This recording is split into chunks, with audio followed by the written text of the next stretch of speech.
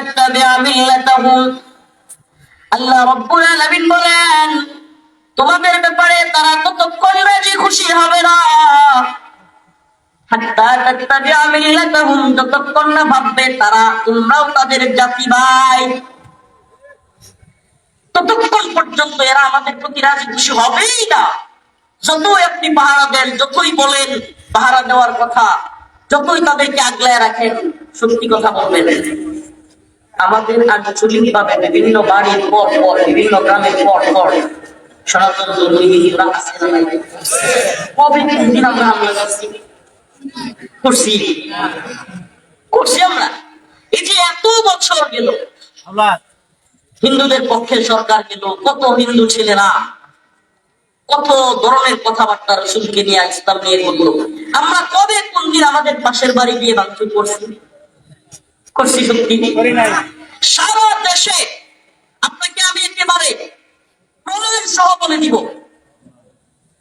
আপনি সারা দেশে হিন্দুদের বাড়িঘর ভাঙচুরের ঘটনাগুলো যাচাই করেন, প্রমাণ পাবেন এগুলো প্রত্যেকটাই রাজনৈতিক কোন না কোনো কিছুর কারণে ভাঙচুর হয়েছে।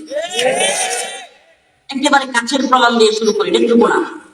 নেত্রকোনায় ইসকন মন্দিরে হামলা, এটা কি মুসলিমরা হিন্দুদের মন্দিরে গিয়ে ধর্মীয় উস্কানির কারণে, ধর্মীয় দাঙ্গার কারণে করেছিল, নাকি ওখানকার স্থানীয় ঝামেলার কারণে হয়েছিল? এটা অনেকে জানি না। এমনকি যারা ভাঙচুর করেছিল তাদের মধ্যে অনেক হিন্দুরাও ইসকন মন্দিরে হামলা, এটা ঐতিহাসিক ঘটনা, এখনো প্রমাণ নিয়ে দেখেন মামলার আসামি এবং ওখানে যা যা হয়েছিল তাদের মধ্যে কারা ছিল। তাইলে এটা কি ধর্মীয় দাঙ্গা, নাকি আঞ্চলিক ভাবে অনেক সময় আমরাও তো মুসলিমরা মারামারি করে কিনা, ঝামেলা হয় কিনা, এই ঝগড়াঝাটিকে ধর্মীয় ভাবধারায় নিয়ে দেওয়া, ধর্মীয় লেভেল লাগাই দেওয়া, এটাই পুরো বাংলাদেশে করছে। সাল্লার ঘটনা তোমরা থেকে শুরু করলাম, এখন যে সাল্লাহ সুনামগঞ্জের সাল্লাহ সেই ঐতিহাসিক ভাঙচুর, যেটা শেখুল হাদিসের নামে, যে ওনার দলের লোকেরা, ওনার ভক্তরা গিয়ে হিন্দুদের ঘরবাড়ি আক্রমণ করছে। দিন শেষে জানা গেল স্বাধীন মেম্বার, আওয়ামী লীগের একটা মেম্বার ছিল, নাম কি স্বাধীন মেম্বার, আমি মুখস্থ রাখছি নোট করে, প্রত্যেকটার তথ্য আমাদের কাছে আছে। স্বাধীন মেম্বারের অধীনে ওই সুনামগঞ্জের সাল্লা এলাকায় পানি সেচ নিয়ে একটা দ্বন্দ্ব ছিল, দুই এলাকার দ্বন্দ্ব। এটা কি পানির সেচ মানে, সে কি করে ওই পানিটাকে আটকে রেখে মাছ চাষ করে এবং ওখান থেকে মাছগুলো মাইরা বিরাট একটা টাকা পায়। এই কারণে পানি দিতে চায় না। এটা নিয়ে দুই দলে বিভক্ত হয়ে মারামারি লাগছে। সে সুন্দর ধর্মীয় যারা আছে তাদেরকে উস্কায়া দিয়া ওই বাড়িতে, হিন্দু বাড়িগুলোতে হামলা করাইছে। তার নিজের স্বার্থ হাসিলের জন্য আওয়ামী লীগের মেম্বার আমাকে বলে, এটা কি কোনো ধর্মীয় দাঙ্গা নাকি রাজনৈতিক কিংবা ব্যক্তি স্বার্থ চরিতার্থ করার কারণে হয়েছে? এমন অসংখ্য, বিবাড়িয়ার, নাসিরনগরের কথা বলতে পারবো, ভোলার কথা বলতে পারবো, প্রায় প্রত্যেকটা হামলার পিছনে রাজনৈতিক উদ্দেশ্য নিয়ে, এবং বেশিরভাগ ক্ষেত্রে পাওয়া গেছে আওয়ামী লীগ রাজনৈতিক তাল কাঠ ব্যবহার করতে গিয়া হিন্দুদের ঘর বাড়িতে হামলা করে। এটা প্রমাণিত সত্য। আচ্ছা, আমাদের বন্ধু চায় আমরা এত উদার হয়ে, আমরা এত উদারতা দেখিয়েও,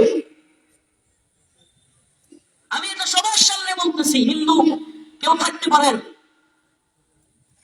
এখানে, সনাতন ধর্মের কেউ থাকতে পারে, আমরা বুকে হাত দিয়ে বলবেন ধর্মীয় কারণে আপনাদের উপরে কখনো আঘাত লাগে? ধর্মীয় কারণে আঞ্চলিক ভাবে আমাদের কোনো মুসলিমরা আমাদের বর্ণাবলীদেরকে গিয়া হামলা করছে? ভাই, এটা মুসলিমদের শিক্ষাই না। অন্য ধর্মের কারো গায়ে হাত তোলা, অযথাই কারো উপর আক্রমণ করা, এটা মুসলিমদের, ইসলামের, রাসূলের, কোরআনের শিক্ষাই না। এটা মুসলিমরা জানে ভাই। অথচ কি দেখি আমরা, বাংলাদেশে কিছু হতে না হতে ভারতের মুসলিমদের উপর আক্রমণ করে, কিছু হতে না হতেই রাসূলকে গালিগালাজ দেওয়া শুরু করে। তখন যদি আপনারা আমাদের বলেন, আপনারা মনে করেন যে আমরা উদার থাকবো, তবে আমাদের ভিতরে আল্লাহ এবং তার রাসূলের ভালোবাসা সেই জাগ্রতশীল হবে, আপনারা দেখতে পারবেন। উদারতা দেখাতে পারবো না। বহির্বিশ্ব কি বলবে? বহির্বিশ্ব কূটনীতি কি বলে, পররাষ্ট্রনীতি কি বলে, আমার অবস্থান কি, আমার রাষ্ট্রের অবস্থান কি, ভারত আক্রমণ করলে কি হবে, এইসবের চিন্তা, এসবের বিন্দুমাত্র পরি আমরা করবো না। আমার রাসূলকে গালি দিলে, আমার নবীকে কটূক্তি করলে, আমার রাসূলের সেই ঐতিহাসিক বাণী মাই অপিনিয়ন ফাক্টরু তোমার পাল্লাটা তোমার থেকে আলাদা করে দেওয়া হবে। আমার রাসূলের শিক্ষা। ট্রেন আসতেছে, যারা লাইনে আছেন সাবধান। অনেক ভাইদেরকে দেখলাম লাইনে বসে আছেন, সাবধান। এই মাহফিল কেন্দ্রিক কোন দুর্ঘটনা যেন না ঘটে, এখানে আপনাদের ভলান্টিয়ার দরকার ছিল এবং কাউকে ট্রেনের লাইনে বসতে না দেওয়া উচিত ছিল। আল্লাহ না করুক একটা দুর্ঘটনা ঘটলে এটা মাহফিলের বদনাম হবে।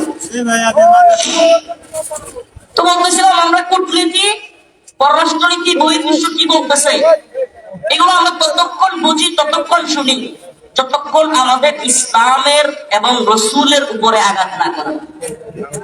ভালোভাবে বোঝার চেষ্টা করবেন। আল্লাহ পাক কোরআনে আয়াতে বলেন, লাতাজিদান্না আশাদ্দান নাসি আদাওয়াতাল লিল্লাযীনা আমানুল ইয়াহুদা ওয়াল্লাযীনা আশরাকু।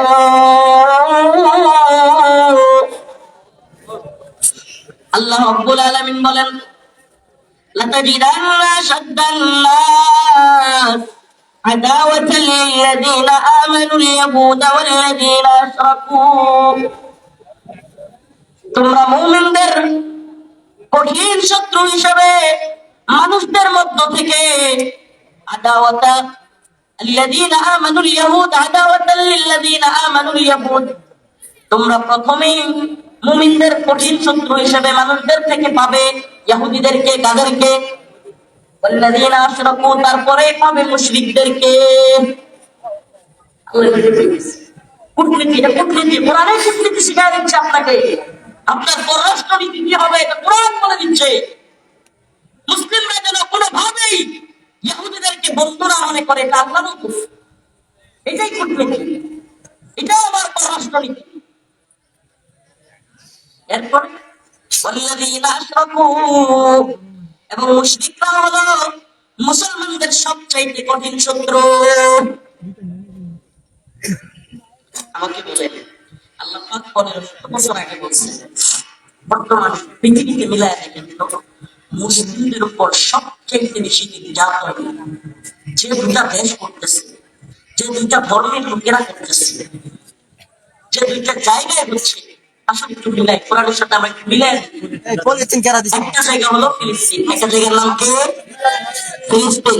একটা জায়গার নাম ফিলিস্তিনে মুসলিমদের উপর কারা নির্যাতন করতেছে? এত ধর্মের কি পাইছেন? আল্লাহর আয়াতের সাথে মিলাইছেন? পৃথিবীর সবচেয়ে বেশি মুসলিমদের উপর নির্যাতন হয় একটা জায়গার নাম ফিলিস্তিন। নির্যাতন করছে কারা? আরেকটা জায়গার নাম কাশ্মীর। আমাকে বলেন, মুসলিমদের গণহত্যা, গণধর্ষণ,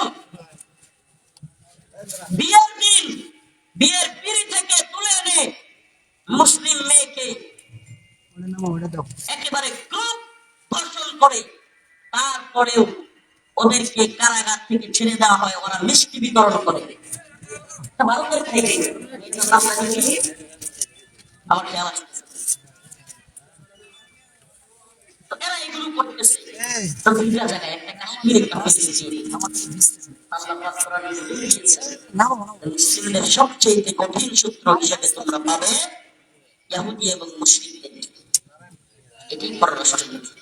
আল্লাহ পাক আমি যে আয়াতটি কারিমা তিলাওয়াত করেছি এখানে কি বলতেছেন? يا أيها الذين آمنوا لا تتخذوا اليهود والنصارى أولياء। হে ইমানদারগণ, لا تتخذوا اليهود والنصارى أولياء, তোমরা ইহুদি এবং খ্রিস্টানদেরকে বন্ধু বানাও না। অনেকে বলে হুজুররা কূটনীতি বুঝবে, পররাষ্ট্রনীতি বুঝবে।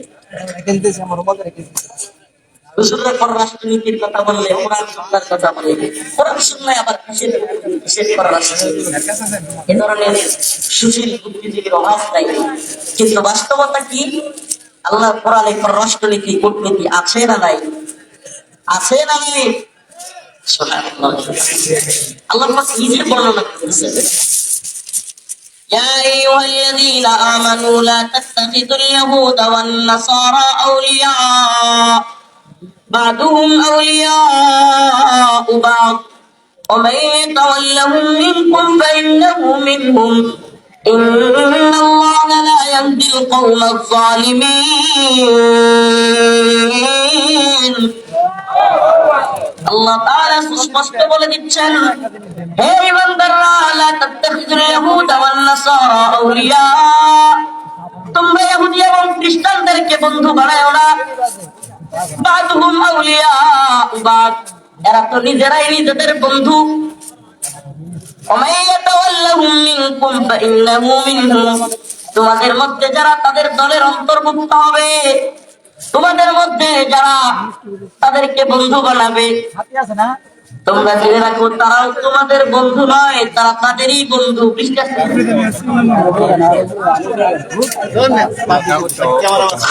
একেবারে কমতেছে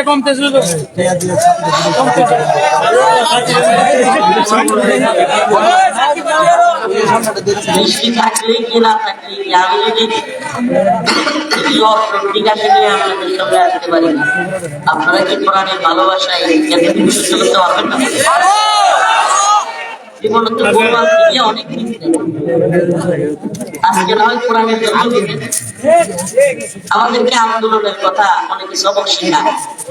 আজকে আমার মঞ্চে বসা এরা জানে আমি ছাত্রলীগের গায়ের সামনে এখানে আসি, ছাত্রলীগের রামদায়ের সামনে, ছাত্রলীগের অস্ত্রের সামনেও আমি আন্দোলনে শরীক হয়েছি কি হই নাই, কি পরিমাণ রিস্ক নিয়ে আমি সামগঞ্জ পর্যন্ত আটকে গিয়েছি। ওই দিন ঢাকা যেতে চাইছিলাম 4 তারিখ। এই উত্তপ্ত রোদের মধ্যে আমরা নামাজ পড়েছি রাজপথে। আরে অনেকে আন্দোলনের সবক শেখায় আমাদেরকে। আরে আমি 26 দিন রিমান্ডে থেকেছি। কয়দিন? 26 দিন। শুধু 26 দিন রিমান্ডে নয়, যে জুলুম নির্যাতন আমার উপর দিয়ে গিয়েছে, 32 মাস কারাগারে ছিলাম। আমাকে বলেন, যারা আন্দোলন করছে তাদের কয়জন এতদিন রিমান্ড আর এতদিন জেল খাইয়া রাজপথে আন্দোলন করছে? আমরা সবার আগে খুব কম পাবেন, হাতে গোনা 2-4 জন যারা দীর্ঘদিন জেল খেটেও জালিমের বিরুদ্ধে বজ্র হুঙ্কার দিয়ে ময়দানে নেমেছে। আমরা একমাত্র আল্লাহকেই ভয় করি, কোনো জালিমকে নয়। আমাদেরকে অনেকেই বলে আন্দোলনের সময় কইছিলা, এইছিলা, সেইছিলা, সব তারাই করে ফেলছে। আমি তো ওই দিন কথায় কথায় বলতেছিলাম যে অনেক সমন্বয় কিন্তু অনেক যুবক যেগুলো আন্দোলন করেছে, আলহামদুলিল্লাহ এদের জজ্বা আছে, ভালো কথা। কিন্তু এগুলো বছরকে বছর কারাগারে থাকলে, রিমান্ডে থাকলে পার্থক্য পার্থরা সঙ্গে মিলাইছি দেখে এত সহজ না ভাই। আপনি বছরকে বছর মাসকে মাস জেলে থাকবেন, রিমান্ডে থাকবেন, বের হবেন, আপনার উপর গোয়েন্দা নজরদারি থাকবে। আমাকে পূর্বতলা থানার ওসি সাবধান করেছে নানামার জন্য, আমার থানা। শুধু তাই নয়, আমাকে উপর থেকে গোয়েন্দা সংস্থা থেকে ফোন দিয়েছে, হুজুর সাবধান। কারণ তাদের ভয় একটাই, পুরা হেফাজত নদী বিরোধী আন্দোলনে নামে নাই, আমাদের কথা রাখছে, কিন্তু এই পুলা মানে নাই, নেমে গেছে। এদের ভয় একটাই ছিল যে এই লোক নিয়ে আবারও হেফাজত না নামলেও নিজে নিজে নাই মাজা, কৌমির পুরো ছাত্র সমাজ তার পিছনে নাই মাজা। এই ভয় ছিল। আমাকে উপর থেকে গোয়েন্দা সংস্থা থেকে ফোন করে আমাকে হুঁশিয়ার করা হয়েছে, আমাকে আমার থানার ওসি আমাকে সাবধান করেছে। অথচ তারপরেও আমরা ময়দানে আলহামদুলিল্লাহ ছিলাম। এগুলো বলতাম না, বলার প্রয়োজন ছিল না, কিন্তু অনেকগুলো খুশা দেয় আমাদেরকে জানতে চায়। সুবহানাল্লাহ ওয়া বিহামদিহি।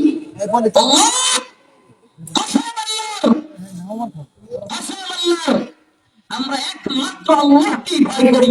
পৃথিবীর কোনো তাগুত জালেমকে ভয় করে আমরা কথা বলি না। আপনি কি হয়ে যাবে? আর এই পৃথিবীর সমস্ত তাগুত জালেমদের ক্ষমতা এতটুকুই যে আমাকে ফাঁসি দিতে পারে। এই পৃথিবীর সমস্ত তাগুত জালেমের ক্ষমতা এতটুকুই যে আমাকে মেরে ফেলতে পারে। আরে لو أردت أن أغزو فوقا ثم أغزو فوقا ثم أغزو فوقا আরে আমার রাসূল যে স্বপ্ন দেখতেন যে আল্লাহ আমাকে একটা জীবন দিয়েছেন, আমার মনে চায় আমি যুদ্ধ করি, আবার শহীদ হই, তোমরা আযরা ফাউক্তাল, আল্লাহ আমি আবার যুদ্ধ করি, আরেকটা জীবন দিলে আবার শহীদ হই। আল্লাহ প্রতিদিন প্রতি দোয়ায় প্রত্যেক সময় এই দোয়াটা পড়ি, আল্লাহুম্মা রযুকনা শাহাদাতান ফি সাবিলিক, আল্লাহুম্মা রযুকনা শাহাদাতান ফি সাবিলিক, আল্লাহুম্মা রযুকনা শাহাদাতান ফি সাবিলিক। এমন কোন দোয়া নেই যে দোয়ায় তিনবার পড়ি না, আয় আল্লাহ আপনার পথে আপনার রাস্তায় জিহাদের ময়দানে আমাকে শাহাদাত বরণ করার তৌফিক। আরে যেই দোয়া আমরা করি, যেটা আমাদের তামান্না, এটার ভয় আমাদেরকে দেখায় লাভ আছে? লাভ আছে? এই জায়গায় আন্দোলন এই ভাইদের নিয়ে করছিলাম তো, এরা জানে কি অবস্থা হয়েছে। আমি আসার পর গোলাবার দিয়ে খেপাইতে গেছিল, ডাক্তার মাইতে গোলাবার কি করতো। আলহামদুলিল্লাহ অনেক সাহসী যুবকদেরকে এখানে এসে দেখেছি, আলহামদুলিল্লাহ। আপনাদের শহীদ চেনা সব ছিল আমার সাথে, আরো অনেকে হয়তো এখানে আসছে, এরা আসছে। আসিলে আসিলে বা আসি আমি আসছিলাম। তো এই যে আমরা আজকে চিন্তা করতে পারেন, আমি মোটরসাইকেলটা শ্যামল বাজারের ওই দিকে আসতেছি, দেখি 40-50টা বলাবার বড় বড় রামদা রড কেটে বসে আছে। আমি চিন্তা করলাম একা একা হবে না, এদেরকে সাইজ করতে হলে আমারও কিছু লোক দরকার। আলহামদুলিল্লাহ একটু পরে এই চেয়ারম্যান সাহেব অনেকদেরকে নিয়ে আসতেছে, আমি কয়ে যে পায়ে গেছি ঠিকানা। তো এই অবস্থাটা আমার আল্লাহ মাফ করুক, যদি হায়াত না থাকতো, ওই দিন ওদের চোখ মুখে যা দেখছি ওর আসন্দ দেখে, ওখানে আমি আল্লাহ না করুক আমরা শিকার হইতে পারতাম, ভয়াবহ পরিস্থিতি। তো আমি বাজারের ভিতর দিয়ে চলে আসছি, রাস্তা দিয়ে না এসে। এই যে এই দুজনে ছিল, ছিল আর চেয়ার আরেকটা ছেলে ছিল।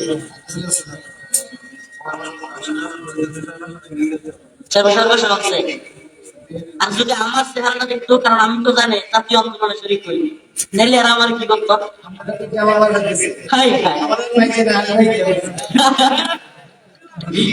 আন্দোলনের সাক্ষী ভালো লাগে না।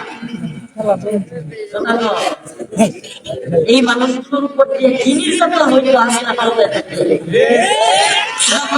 আমিও তো কিছু যায় না করে শিখতাম। আল্লাহ মাফ করুন, মানে আমরা তো জানি মানে এদের পরিস্থিতি যে ভয়াবহ ছিল, এই হাসিনা সরকার টিকে গেলে। যাই হোক আল্লাহ পাক জালিমদের থেকে আমাদেরকে মুক্তি দান করেছেন বলে আলহামদুলিল্লাহ। আমি চেহারাগুলো দেখেছি, বিদেশি মহিলার কথা বলতে দেখেছি। আচ্ছা কথা ক্লিয়ার মানতে না, এরা আমার মোটরসাইকেল আগে আসছিল হয়েছে, আমি জানি চেহারা খুব চিনি আমি, তো এই জন্য বলতেছি এগুলো বাচ্চা কি আমাকে লাগে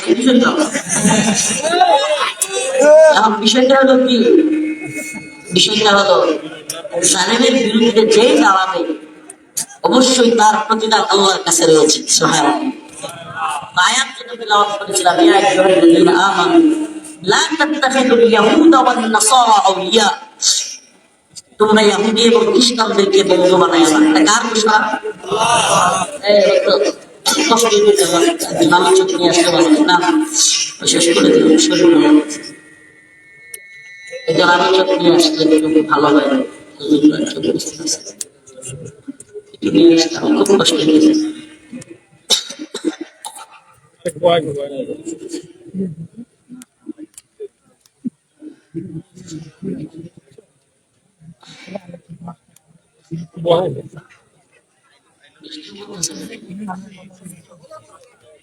যেটা বলতেছিলাম আল্লাহ নিজে বলতেছেন লা তাত্তাখিযুল ইয়াহুদা ওয়ান নাসারা আউলিয়া, তোমরা ইহুদি খ্রিস্টানদেরকে কি বানায় না, বন্ধু বানায় না। বা'দুহুম আউলিয়া বা'দ, এরা নিজেরা নিজেদের বন্ধু। ওয়া ইয়াতাওয়াল্লাহুম মিনকুম ফাইন্নাহু মিনহুম, তোমাদের মধ্য থেকে কেউ যদি তাদের সাথে বন্ধুত্ব করে, এই বন্ধুত্ব মানে কি? অস্ত্রের চুক্তি করে, সামরিক চুক্তি করে। এই বন্ধুত্বটা হলো গভীর সম্পর্ক, বাণিজ্যিক চুক্তি না।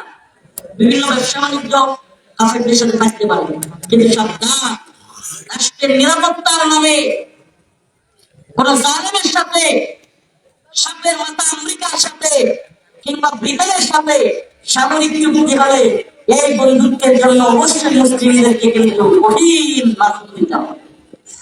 আল্লাহ পাক আমাদের সমস্ত জালিমদের থেকে মুক্তি দান করো, বলেন আমিন।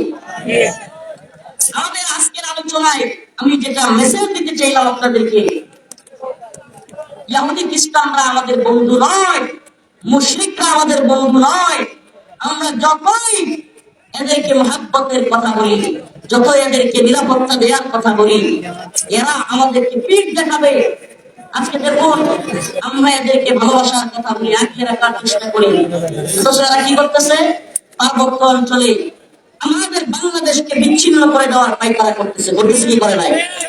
পার্বত্য অঞ্চলে একটা অস্থিতিশীল পরিস্থিতি তৈরি করতেছে।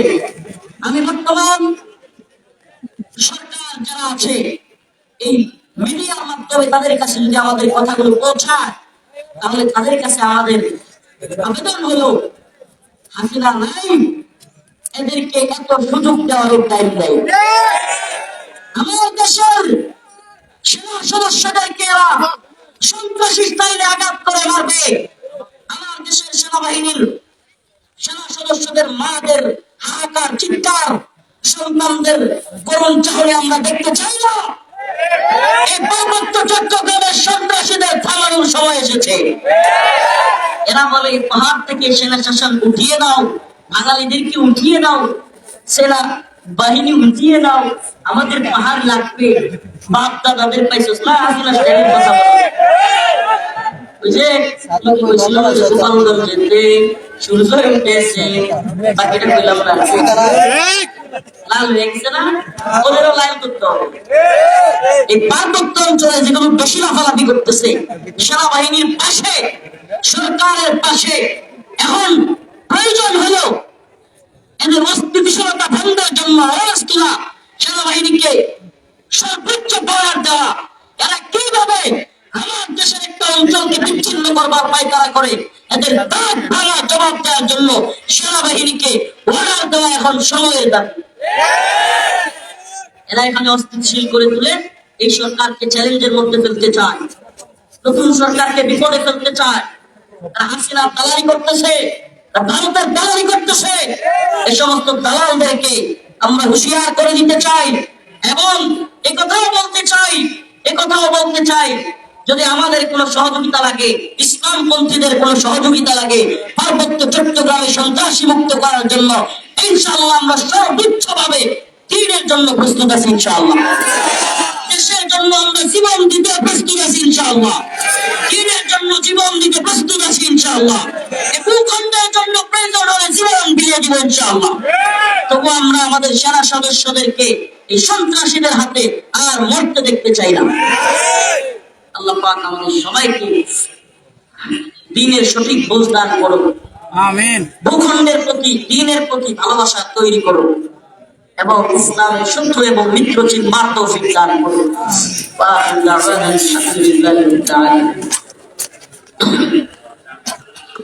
আসসালামু আলাইকুম ওয়া রাহমাতুল্লাহ। আমার জন্য দোয়া করবেন। আমাদের বাংলাদেশের একজন মুহাদ্দিস আলেম হযরতুল আল্লাম মাওলানা শেখ হাসান জামিল হাফিজাহুল্লাহ, আমি শুনে অবাক হয়েছি, হুজুর এখানে আসতেছেন। হুজুরের মুখের আলোচনা শুনলে শুনতেই মনে চায় আল্লাহর বান্দা আপনাদের সামনে আসবেন, আসতেছেন, বসে আছেন। আমি যতটুকু নিউজ পেলাম আপনারা সকলেই বসবেন। আল্লাহ পাক আমাদের সবাইকে হুজুরের মুখের বরকতপূর্ণ কথা শুনে বাড়িতে যাওয়ার তৌফিক দান করুন। আল্লাহ পাক ওই আবহাওয়াকে আমাদের অনুকূল করে দিন। আসসালামু আলাইকুম।